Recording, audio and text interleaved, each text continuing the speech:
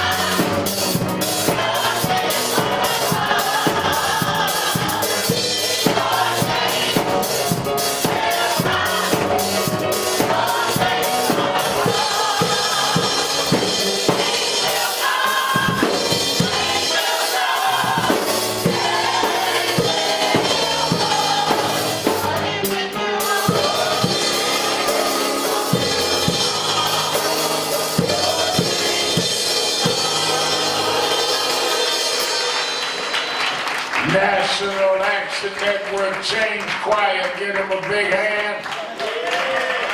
Give them a big hand.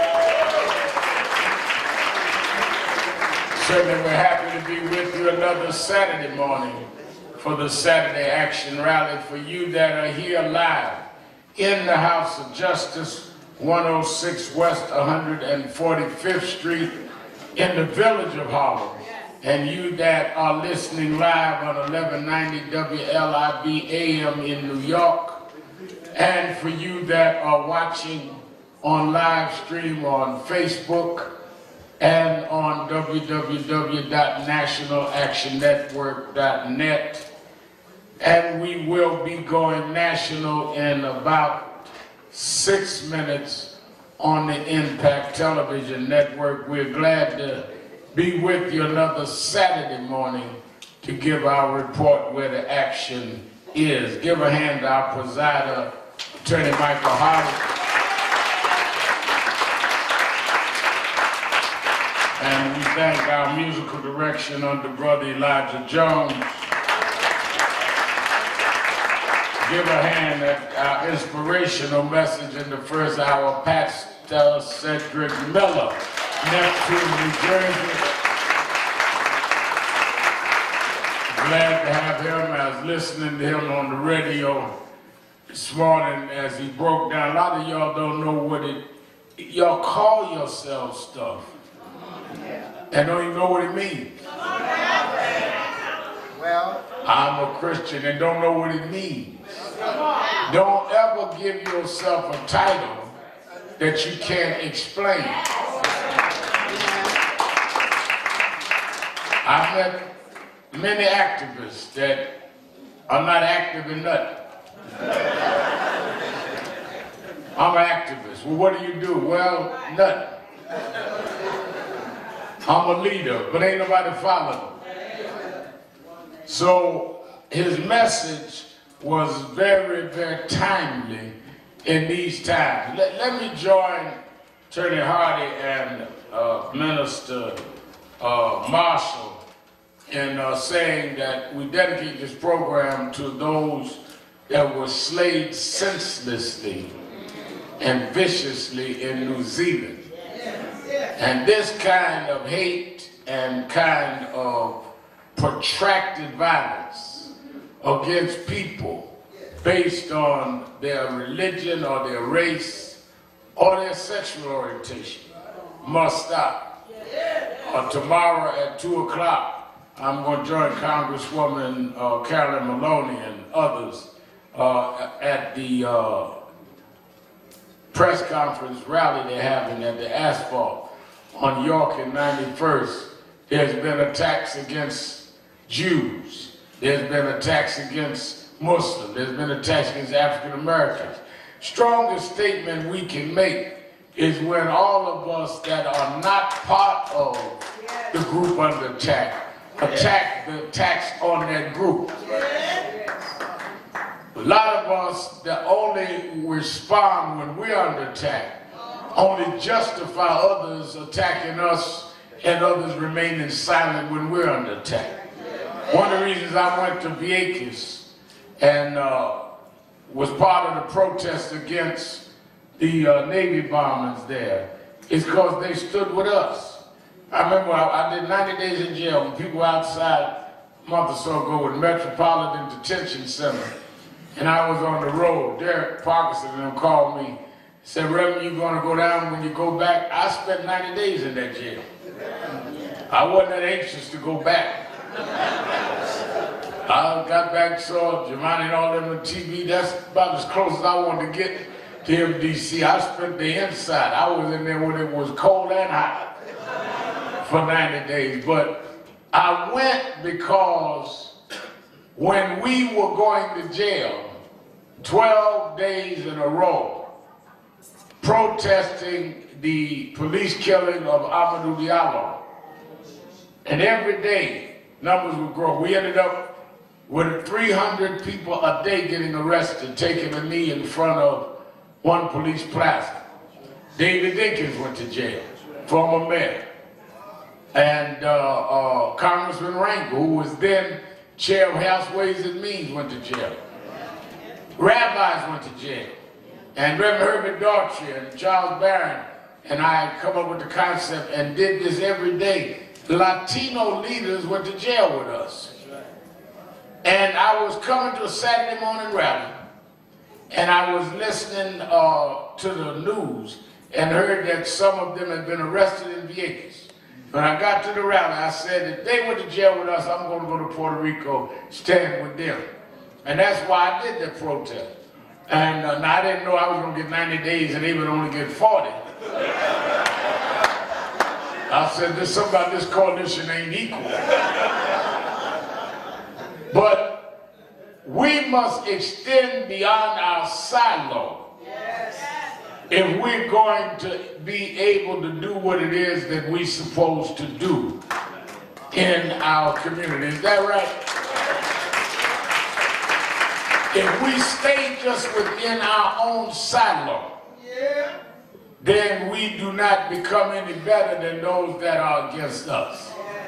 So we're going to stand together with them on tomorrow, but even more importantly, we're going to stand with the Muslim community, the Jewish community, every community against hate and bigotry. I'm going to talk about that more in a minute, but let me say this. Yesterday, I was in the David Dinkins Municipal Building for this meeting that the Comptroller, Scott Stringer, had. One of the disgraces that is not addressed is the lack of diversity in New York City. He reported yesterday that they went up from 5,259 businesses, women and minority businesses certified in the city, in 17 to 6,679. 5.5% of the businesses in the city, where you're in a city with over 2/3 black and brown. Right. It's a disgrace. And to have only 5.5% of the contracts, just because you get certified don't mean you get a contract. They certified more, but there are only 5.5% contracts going to MWB. We met this week. Chairman Richardson and I took about 27 ministers to dinner, getting ready for our convention.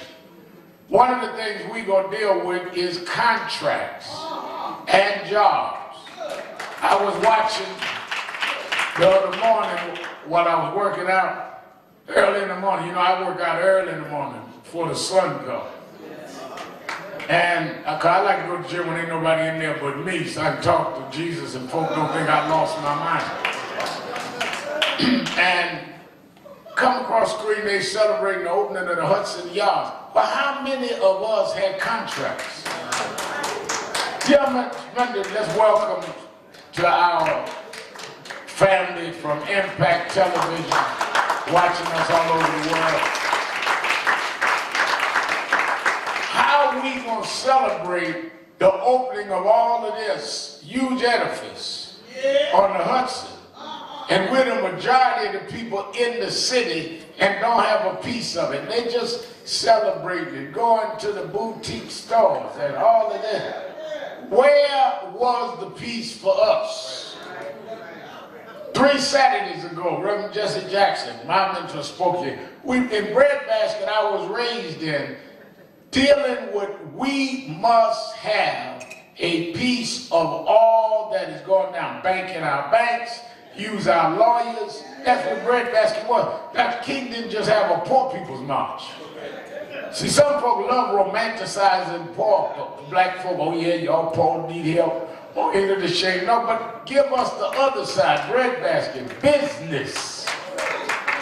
And I'm going somewhere with it. That is why the agenda, and that's going to be part of our National Action Network Convention big time, is that the city of New York, state of New York, and cities everywhere. I'm headed to California. We've been on CalPERS and CalSTEERS about their investment. You got billions of dollars of investment. They're giving the investments to money managers, mostly white corporate elite. They invest the money with developers.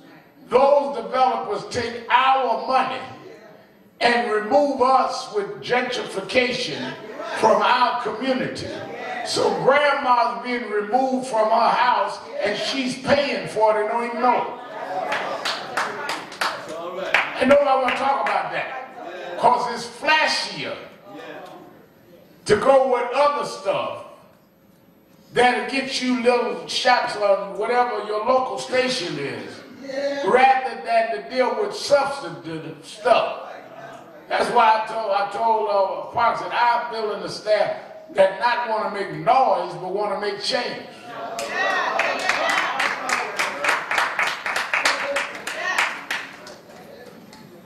I was in the back just now showing my grandson, he about going to be 3 months old, picture of the I Am a Man posters from '68. Now you don't understand it less than 3 months old, but that's what a lot of y'all are. Y'all looking at pictures of activism. That ain't activism. Activism makes change, not noise. Y'all like children with rattles in the crib, just making noise. And folk let you play till it's time to eat. They just leave you in the crib. You make noise. They sit up at the table eating. We want, one of the things was cut us in or cut it out. So in that spirit, one of the things that give me hope is that we have elected in this city someone that I believe will stand for that, be adamant about that. And we watched him grow in the movement. He's been a member of the National Action Network, but also grow in the movement where it's not just showboat activism, but really want to do some real substantive change. And as you grow, they're going to be critics. They're going to be folks saying, oh, you done sold out. So who out to who? Right. Don't be afraid. I tell Steve Marshall and Derek and all that, don't be afraid for calling you seller. Just ask them, give me the receipt. Who did I sell you out? First of all, ain't nobody trying to buy you. Let's start there. Ain't nobody trying to buy you. You are valuing yourself above your worth. Ain't nobody trying to buy you. Because you are of no use to it. You don't vote. You ain't involved. So sell you out to who? Are you going to sell me to Cuomo? You ain't voted since Rockefeller was president. There ain't nothing to sell you to. So because you got an inflated misconception. But this young man grew and was able to go forward, and he is now the public advocate of the city.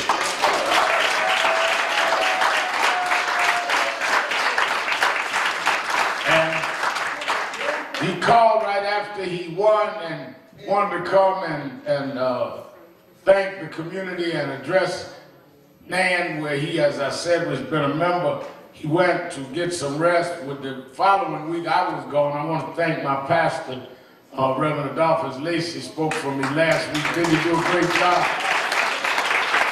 Pastor of Bethany Baptist Church. I had to go to New Orleans and do a funeral last Saturday.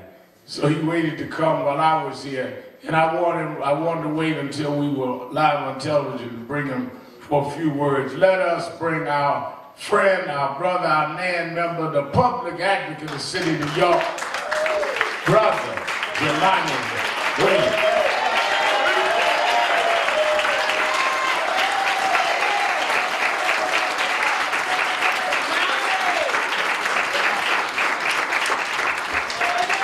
What's up, man? How you doing? Shout out my colleague Brad Landon and the audience over there. All the work I did around the abuse of stop and frisk, you remember that? That was my partner, Brad Landon, over there. Thank you, Reverend Sharpie. Thank you, man. Thank y'all, Harlem. Y'all stood up for me again in this past election, and I really appreciate everything that you did. It's still sinking in that as of Tuesday, I'll be the official public advocate of the city of New York. That's a lot.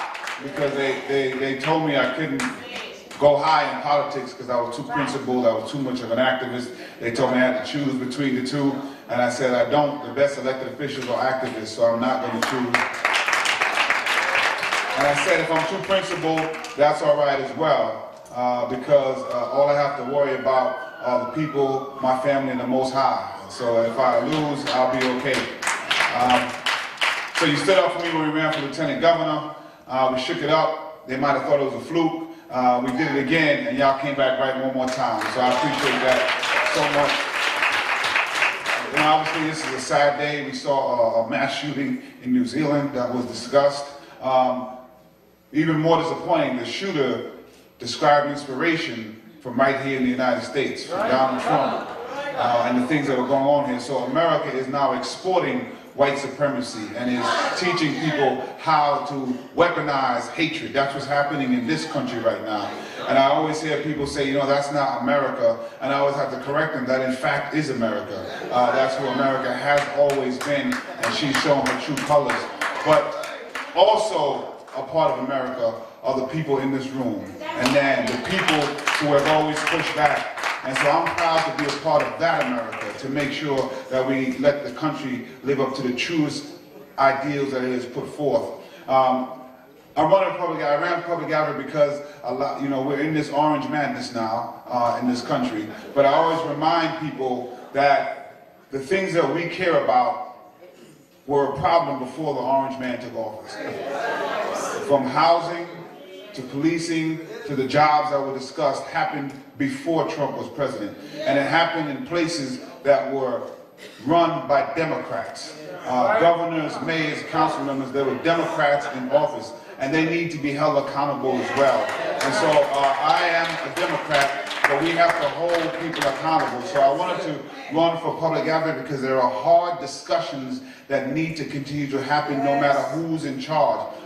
Who is getting the jobs? Why are people in communities dealing with the same issues we've been talking about for decades? That's because we don't have to reform the system, we have to get an entirely new system in place. Because the system that's in place is operating, I believe, how it was designed to operate.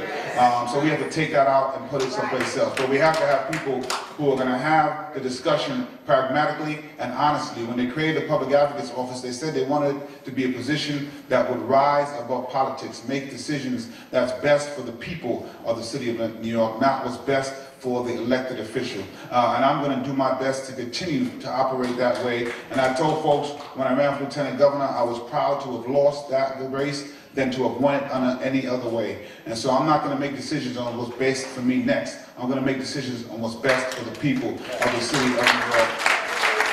And lastly, these discussions are important, but they're critical. And they don't happen easily. I was at a conference yesterday where they were talking about transparency and accountability in policing, which are two buckets where we haven't made as much progress as we have in some other areas of policing. And I remember when David Dinkins was dealing with the CCRB, and there were many officers that rioted. I don't know if folks remember that. That was City Hall jumping on cars because it was going to be the end of the war. That's always what happens when we talk about how to make policing better. And I remember when Brad and I were championing, and even then, the issues around the abuses of stop, question, and frisk. They told us if we did what we wanted to do, the sky would crack open, black and brown people would fall from it. They would destroy the entire city. And we said, no, people have the right to have better policing and safer streets at the exact same time. David Dinkins was correct. We didn't get nothing, the world didn't collapse. We are safer now than when we started talking about the abuses of stop, question, and frisk. And I'm here to say, I know we have a long way to go, but there is progress. I say that because I am now the public advocate in a building named after Mayor David Dinkins. Right. Thank you so much. Peace and blessings. Jumaane Williams. Let me say this. One of the things in our national convention is 3 weeks off. And one of the reasons that is significant, the last several years, we've had the biggest civil rights convention in the country. And this one will be probably the biggest. Every presidential candidate just about, from Elizabeth Warren to Bernie Sanders to Kamala Harris to Cory Booker to Amy Klobuchar, all of them have confirmed they're going to be there. Dr. Michael Eric Dyson is going to lead our panel on where are we with progressive intellectualism in the age of Trump. On and on and on. Our opening speaker, Stacey Abrams, who ran for governor of Georgia, and former Attorney General Eric Holder. You have the schedule. You that are watching nationwide, all of our sessions are free. And you can come the whole 3 days, April 3rd through the 6th, or you can come 1 day, 2 days, but you should go right now to www.nationalactionnetwork.net to pre-register, or call the toll-free number at the phone right now, 1-877-626-4651, 1-877-626-4651. One of the reasons this convention is important is that when you look at where you have a mass hate-filled terrorism, and the terrorist, let me elaborate on this 1 minute. They asked President Trump as he was vetoing the emergency, they voted against his emergency executive order, emergency action. And they asked him about the shooting in New Zealand and the spread of white nationalism. He said, well, it's only a little bit. Y'all watch my show tonight, Politics Nation. He said it's only a small group and they have problems. No, it is a larger growing group and they're terrorists. They got no problem. They're causing problems. And when you look at how vehemently and passionately he talks against migrants coming over the border, but shows none of that passion, none of that venom, none of that specificity when he's talking about a murderer, a terrorist that killed 49 people. If that does not show you why we need to deal with a change in administration, then nothing will. Why won't Trump attack white nationalism? One, because he has said himself what's wrong with nationalism. Second, to attack white nationalism, he'll have to attack Steve King sitting right in the Congress. Now, let me watch this. Come on up here, sit up here with us, Landon. This is not a segregated rally. You've been there before. Why you in the back of the bus?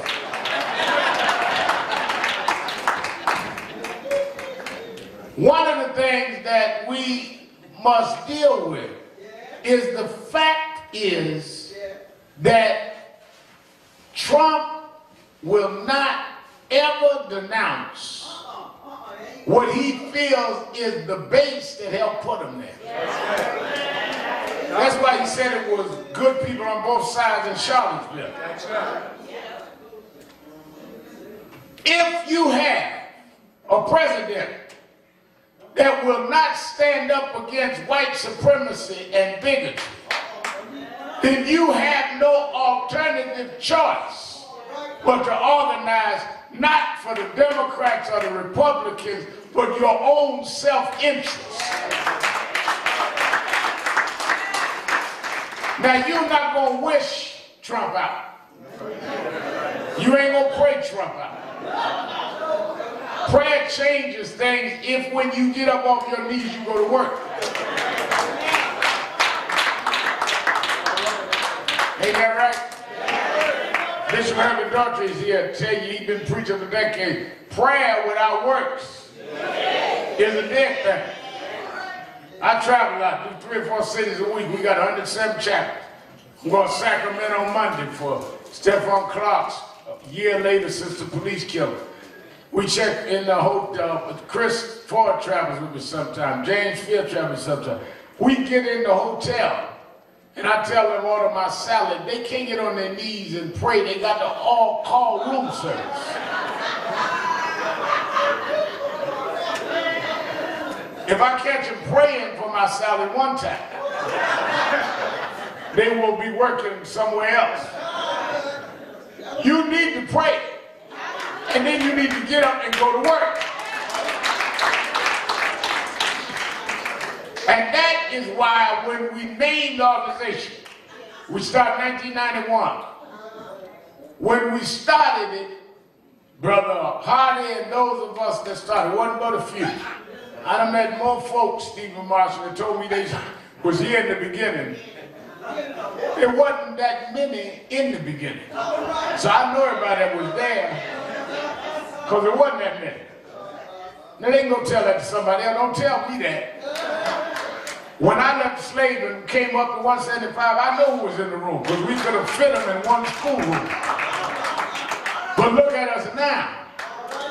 And one of the things that we debated on and came to is to name it the National Action Network.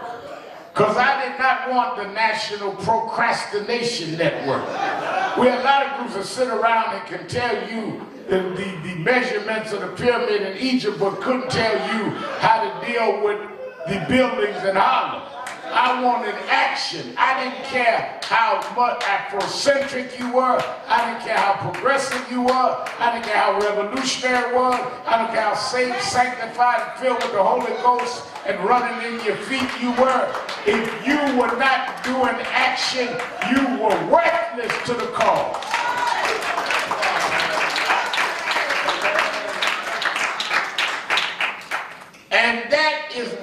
convention is about.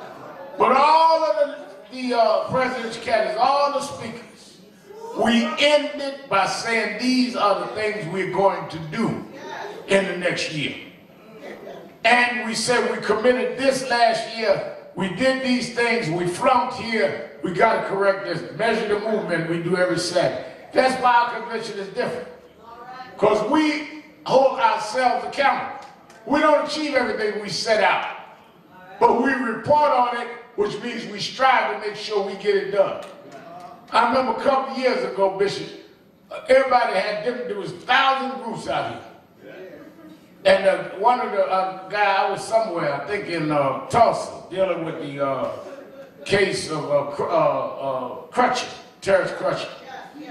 And one of the young activists been to 3 rallies, and all of a sudden he was the new Frantz Fanon.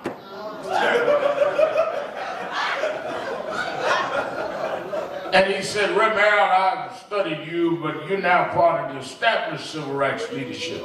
I said, well, thank you very much, because half my career, the folk writing in the papers in New York, I'd never be established, so I appreciate the compliment. And he said to me, but, I said, let me explain something to you. Movements are generation to generation. Read the Bible.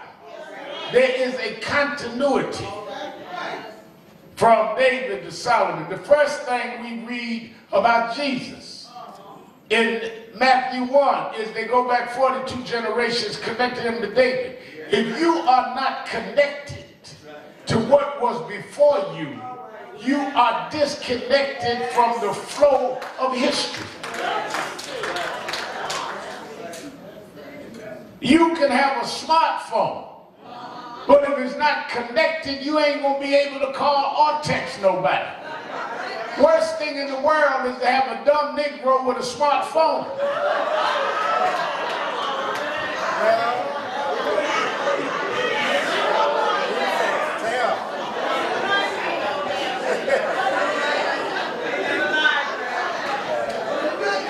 Some of y'all need to sell Instagram, because folk know how stupid you are, just making faces, all kind of, I mean, what is wrong with you? Grown with grown children and you doing the boo-boo in the Instagram.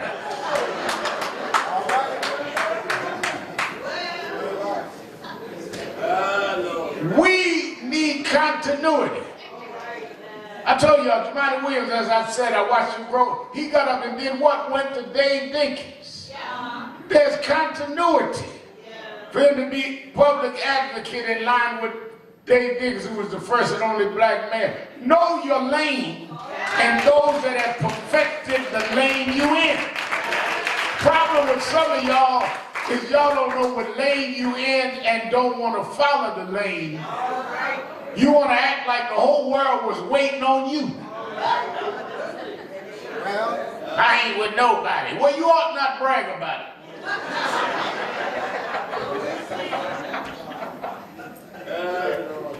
All these people out here, ain't none of them nothing to me. You shouldn't tell nobody. Because the world was not waiting on you to be born. The best you can do is be the best you are and connected to something else, so we have synergy, because the people we are fighting, they are connected against us.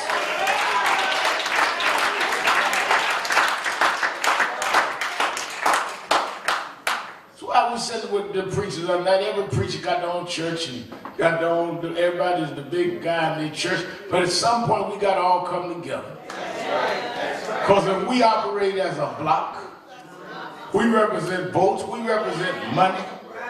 We have the back of those that we put in office that remain faithful. And we got power if we use it.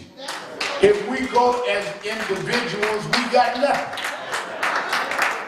There's a difference between celebrities and preachers, and celebrities and activists. You just want, and that's the danger of social media, is that you think you are something by the folk that like you on social media, but it doesn't move the dial in the social order. So when you hear us talk about everything from racial profiling laws to stop and frisk and other things that came to fundamental change. There was a combination of legislators and street action and groups like ours keeping the pressure on. We set the climate for they to go inside and do the legislating. Dr. King said there are two types of leaders. There are thermometers and there are thermostats. Thermometers give you the temperature in the room. Thermometers sit about 65 degrees in here. Thermostats change the temperature in the room. We turn the heat up and make folks sweat.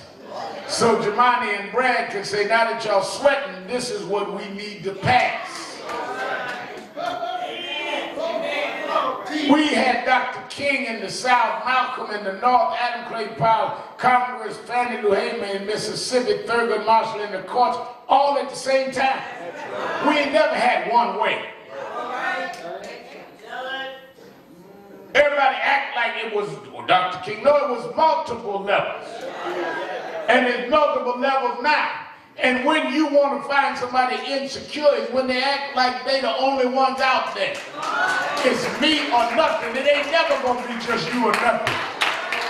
Because let me tell you something. We all have gifts God gave us. And if you act like it is yours, only God will take that gift and give it to somebody else.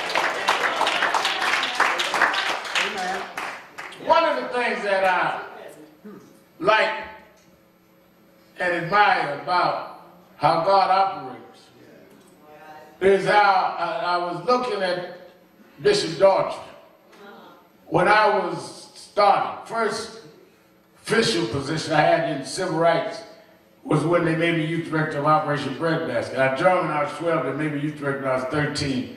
And Bishop Daughtry was the vice chairman, and Reverend Jones was chairman, Jesse Jackson, national president. Reverend Daughtry was an unlikely leader.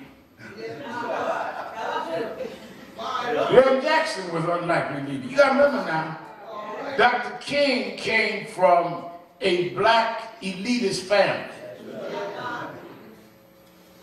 His daddy, one of the biggest ministers in the South. Grandfather was one of the presiding elders of the Baptist Church. Dr. King went to Ivy League school, Boston University, when black still was riding the back of the bus.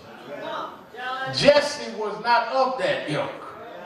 Jesse went to A&T, Agricultural and Vocational College, born out of wedlock. So he in the room with all of these elitists, unlikely. When I come along, unlikely. Guy heavy set in tracksuit with combed hair. Ain't nobody gonna take him seriously. Unlikely. That's what Jemani talked about here, unlikely. But they didn't read the Bible. The Bible said the stone that the builder rejected. God does not mess around with acceptable people too long. Because acceptable people are usually comfortable people and don't want to offend their friends and want to keep their social connections. But when you're a reject, when people never thought you'd be nothing, and you used to being the one left out the room, and you used to being the one that they lie on and scorn, you can't hurt my feelings because my feelings have already been buttressed by my being rejected, and I listen to only the God that accepted me.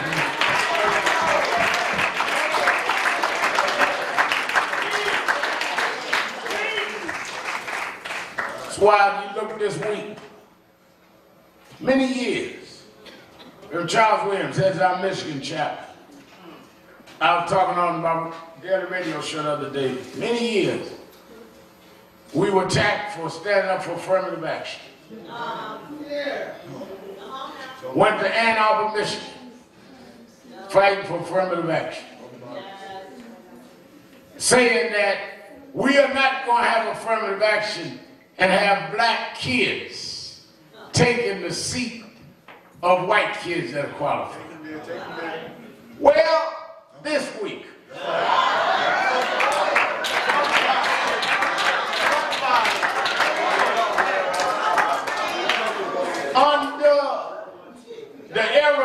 Trump, the FBI, when rounding up millionaires and billionaires and Hollywood stars that were paying tens and hundreds of thousands of dollars so their kids that were not qualified would take the seats of qualified people. Where are you now that stood up against affirmative action when they're walking your coaches and walking your admission officers out in handcuffs? You didn't want to give black kids that could pass an SAT a role or seat in the college, but now you're walking billionaires into courtrooms. There is a God.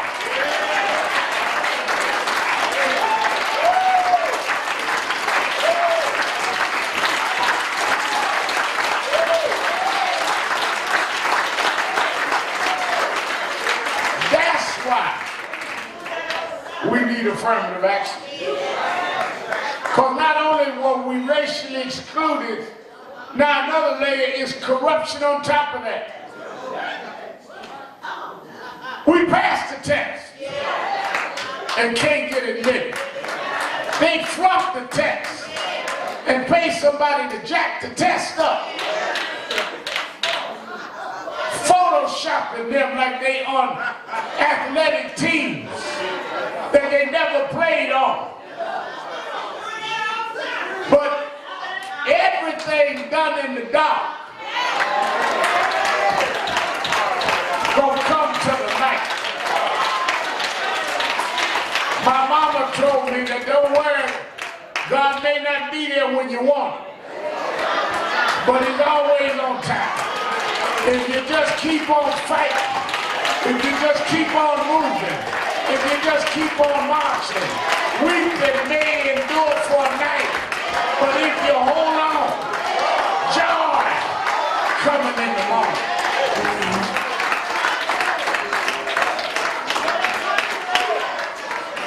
That's why you don't fight calculating to win. You fight till you win. Because you know you're going to win. Because truth crushed the earth shall rise again. No lie can live forever. You keep on fighting. I want you to understand that one thing that I know is that in the end, right is going to overpower wrong. Maybe dark, but the darkest night is just before sunlight. The coldest winter is just before spring break. Your test is to go through the dark. Your test is to go through the winter. But if you can stand the cold and stand the dark, daybreak come after a while. That's another reason why I like to work out early in the morning, because I watch the sunrise every morning. Well, Reverend Al, why you like to watch the sunrise? Because I know I don't need the Congress to vote on whether the sun will rise. Mitch McConnell can't block sunrise. Donald Trump can't rescind sunrise. And as long as God is in charge and the sun breaks the darkness, I can go through the rest of the day knowing who is really in charge.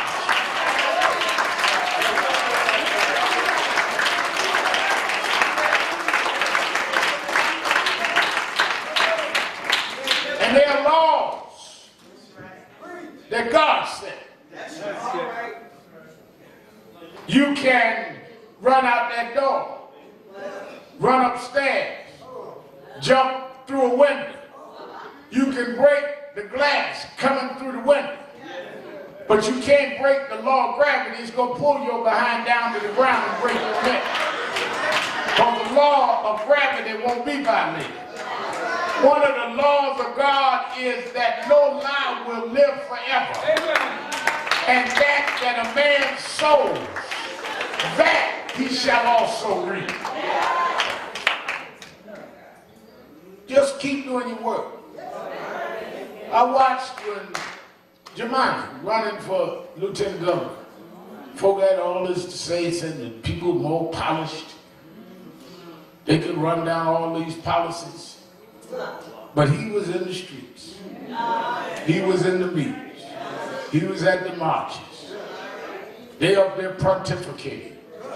Well, you knew this. Now let me explain that. And point 4 is this. He just kept doing his work. Friends turned on him. You ain't been through nothing till your friends turn on you. You ain't been hurt till the ones you love hurt you. But if you can bear the pain of your friends, your loved ones turning on you, folk you build up, turn around and try to tear you down. And you somewhere standing by yourself saying, why me, God? Sometimes God separates you so he can get you alone, so he can shape you and mold you and make you what he wants you to be. You ain't lost no friend. You just being accepted more by God.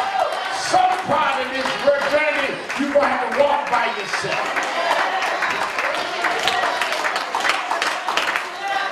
Some things, he's an example, let you lose. It's because God got something better for you. Just keep on working. And keep your eye on the prize. Everything in the Bible is instructing. You know, we talk about Judas a lot. I'm going to tell you this, I'll let you go. You need to really study the Judas story. You ask yourself, now, a whole lot of things Jesus went through that wasn't in the Bible. We only have what the disciples recorded. And they only could record what they were privy to. Everybody running around with me can only tell you what I let them see. They don't know how to sleep at night because they don't sleep with me. Somebody tell you I snore, they don't know if I snore. And I don't snore. I stayed up all night one night to see if I snore.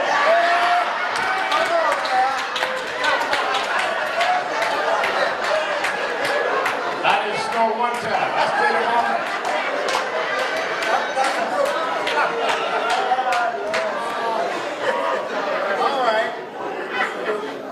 Judas was the treasurer of the disciples. Is that not right, Bishop? He was the one that kept the money. I want y'all to watch this. There was a lady that when Jesus came, that took the most expensive oil and washed Jesus' feet. Judas rebuked her. Said, why are you giving the most expensive oil and washing his feet when we could have sold that oil and given it to the poor? It's Judas now. Chairman of the trustee board.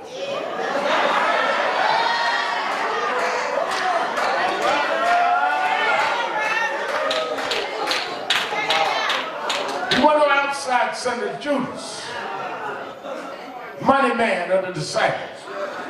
The reason he was mad at the woman is not because he wanted to sell the oil and feed the poor. It's because he was stealing the money. And he looking at all this oil that could have brought him more money that he could have slid his little piece of the money.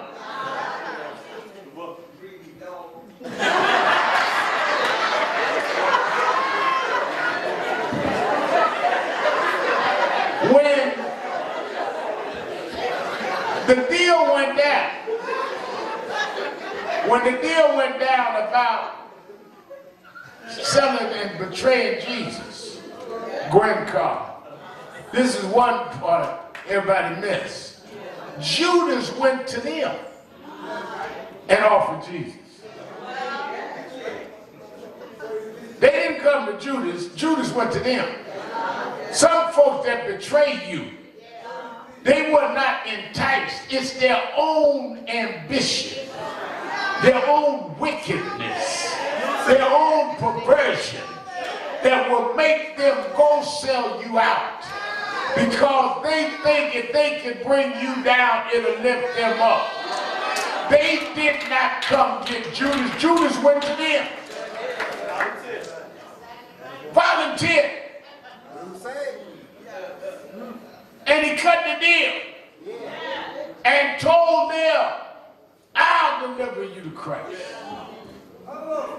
But let me tell you, the last part, let you go. First of all, when you got a traitor, you ain't got to argue with him.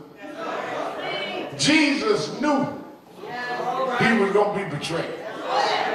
Jesus knew when he came to die. He came to be crucified. And he knew he'd be offered up. That's why when he had the Last Supper and he was bathing the feet of all his disciples, he looked at Judas and said, do it quickly. You ain't free till you can look at somebody that you helped to turn around and help and hurt you and smile at them and say, do it quickly. Look at somebody that lie on you and you can look at them and know they lying on you, but say, do it quickly. Because whatever they do, it won't matter, because God has given you divine immunity.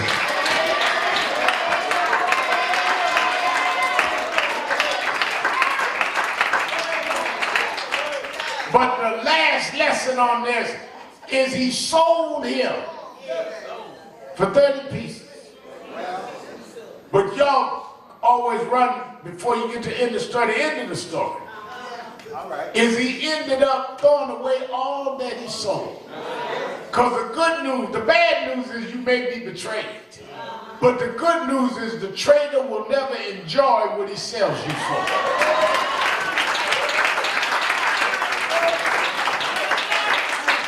Reason I don't worry about traitors is because they're going to suffer more than I will. Because you can't be a traitor without destroying yourself. You may hurt my feelings, but you're going to hurt your own connection with God. You're going to hurt your peace with yourself. You're going to destroy yourself. You can't sell me out without first selling yourself.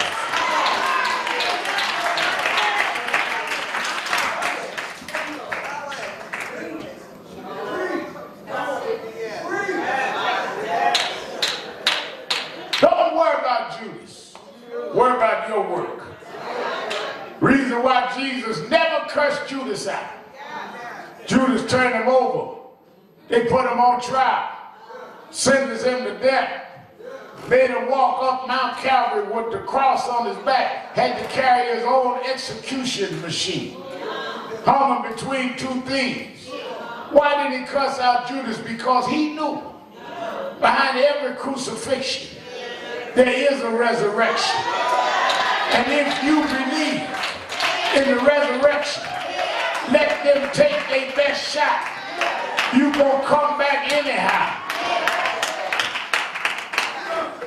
That's why I keep fighting. That's why I keep jumping up and down in these airplanes. I'm not worried about Trump because God didn't bring us this far to leave us now. Behind Lincoln and emancipation, there was the backlash with Andrew Johnson. We still came back. Behind Jim Crow, sitting in the back of the bus, 5,000 black lynched, we still came back. After Barack Obama, I knew something was coming. We got Trump and the orange era, but we're still gonna come back. But there is a God that sits high, but he looks low, and he promised if we stand up, he'll hold us on every side.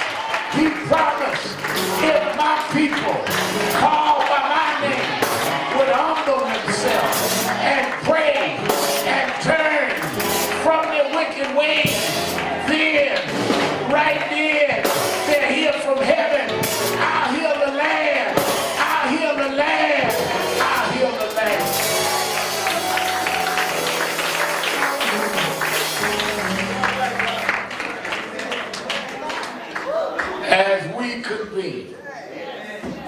nationwide. We got to know what we stand for and who we are.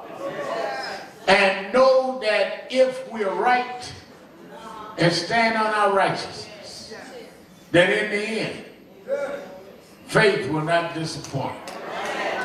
If we stand up, that's our job. God will hold you up. That ain't our job. I've been through more tight squeezes than I could remember. I don't know how I got through, but I know I didn't do it on my own. There was a God that made a way. I was reading, they did a profile coming out in Elle magazine on the daughters of the movement. And they had Ozzie Davis' daughter, and Harry Belafonte's daughter, and Dominique, my daughter. And she talked about, in her interview, how she remembered when she was a child that I was stabbed leading the march in Bensonhurst. I remember when I was stabbed that Saturday morning, Reverend Daughtry, he rushed me to Coney Island Hospital, and man stabbed me leading a march for the racial killing of Yusef Hawkins. First thing I did when I got laid on the gurney in Coney Island Hospital was call and tell the babysitter to turn the news off, because I didn't want my daughters to know I'd been stabbed. And they turned the news off. They hid the papers from Kathy every day, would hide the news from them. I was in the hospital for 3 or 4 days. But one day the maid was a little careless, and a Jet magazine slipped out, and Dominique saw me laying in the bed stabbed and had an asthma attack, had to put her in Methodist Hospital. I remember my daughters visiting me in jail at the Brooklyn House of Detention, where I had to do 45 days with Barry for the day of outrage. And the warden made special permission that my little girls could come visit their daddy in the jailhouse. So that's why Jemani went out, kept going. And folk walking around talking about Al in the White House. I thought about how my babies saw me in the jailhouse. When they talk about Al on MSNBC, I thought about how I had to hide from my children in the hospital. Yes, God said if you be faithful over a few things, I'll make you ruler over many things. If you pay your dues, you can't beat God-given. He'll make a way out of no way. Hold on. Don't give up. Don't give out. God will. God will. God will make a way for the children. Up you mighty race. Up you mighty race. Up you mighty race. You can if you will. Everybody sing.